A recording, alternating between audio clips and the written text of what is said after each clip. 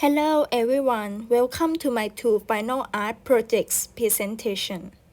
My first work is a sculpture called a fluffy pocky box. It got an inspiration from Claes Oldenburg, especially his sculpture called Drop Cone in 2001. Look at the texture of the ice cream. It looks so creamy, smooth and fluffy. Even though it made from stainless, plastic and polyester gel coat. So that I put this quality into my sculpture as well, in order to trick the viewers by making my sculpture seems to be fluffy and soft, but it's going to be solid when you touch it. And the choice of the colors I used were inspired by Andy Warhol's silkscreen printing. I also got an inspiration from Maya Lin because she carved her sculpture and miniature by using FedEx boxes, children's toys, and other recycled materials. Therefore, I take this idea to carve my sculpture by using recycled materials as well. Now let's look at the equipment. I used recycled paper, scissors, a bowl, hot water, flour, clear glue, and white glue. Bulky box, which I use it as a model, and strainer. Then plastic spatula and glue gun. Recycled cardboard, ruler, pen, and stick. Then poster colors. And now let's see the process of making this sculpture.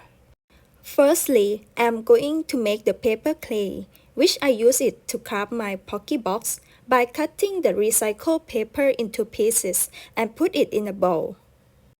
Secondly, I soak the paper in an extremely hot water for a night.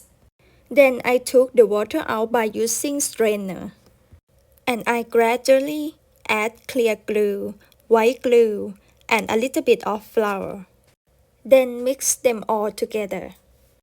And now the paper clay is ready to be applied on the pocky model. At this point, I use plastic spatula because I want the texture to be flat. After it dried enough, I took it out of the model and trimmed it. Before coloring the sculpture, I printed the picture of the pocky. And I used clear glue to stick on my sculpture, so I can color it correctly and make it look realistic as possible. For coloring, again, I use the soaked recycled paper and mix it with white glue and a poster color. Mix it until every inch of the paper absorbs the color. And I started to apply it by using stick. And now let it dry for 3 hours. And I stick every part of the sculpture together. Next, let's make the background of my sculpture. Firstly, I cut the recycled cardboard and stick it all together. And I drew the lines where I wanted to install my sculpture. I also draw the shadow to make it look interesting. Then I color it. Finally, I install my pocky sculpture onto the background to finish my artwork. The concept of this sculpture is zero waste. I want to raise an awareness about the zero waste trend, which is the concept of using everyday products as useful as possible in order to achieve sustainable lifestyle. So this is the main reason why I use the recycled materials. Similar to Maya Lin's concept, as her artworks draws an attention to her concerns such as global warming. The used paper and cardboard that's supposed to be in the bin, I took it to make my artwork instead. Moreover, my sculpture presents a great lesson that do not underestimate the power of even the smallest part of trash. I think this is the true beauty of recycled art because it is showing us that with belief and passion, even abandoned items can become beautiful art as well. Now moving on to my second artwork, which is painting called Yellow Rose. This artwork got an inspiration from firstly Georgia O'Keeffe because she likes to paint flower in a close-up way, especially her painting named White Rose in 1927. Secondly, I find an inspiration to paint in the art of the British artist named Richard Long. The most inspiring of his artwork that I would like to put it in my painting is the painting called River Along Mud Circles in 2004. It looks so beautiful and pure because it was made from completely organic process. I think the natural material will mix with my rose painting very well, and it is going to be a perfect combination. Thirdly, I also paint the frame, which I got an inspiration from Howard Hodgkin's frame painting, such as the painting called Come Into the Garden Mode in 2000 to 2003. Let's look at the equipment I use in this painting, which are a frame and a multi-purpose paper, masking tape, poster colors, pencil, paintbrush, gloves, and turmeric powder. I use turmeric powder to paint my rose painting instead of river mud. Even if the material is different, but it also extracts from the nature.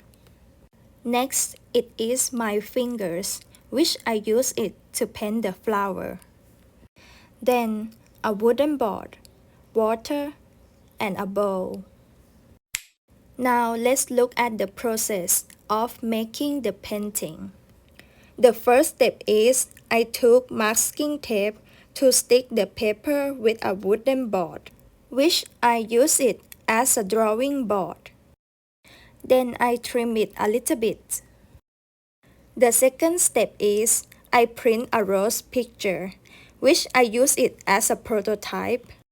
The third step is sketching the rose petals.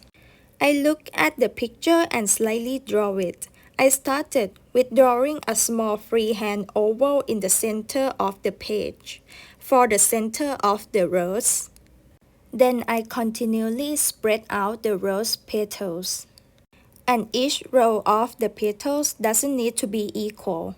This will make the petal shapes look more natural.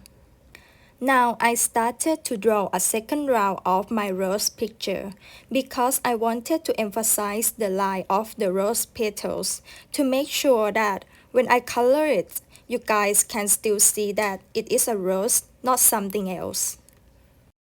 And this is the outcome of my drawing.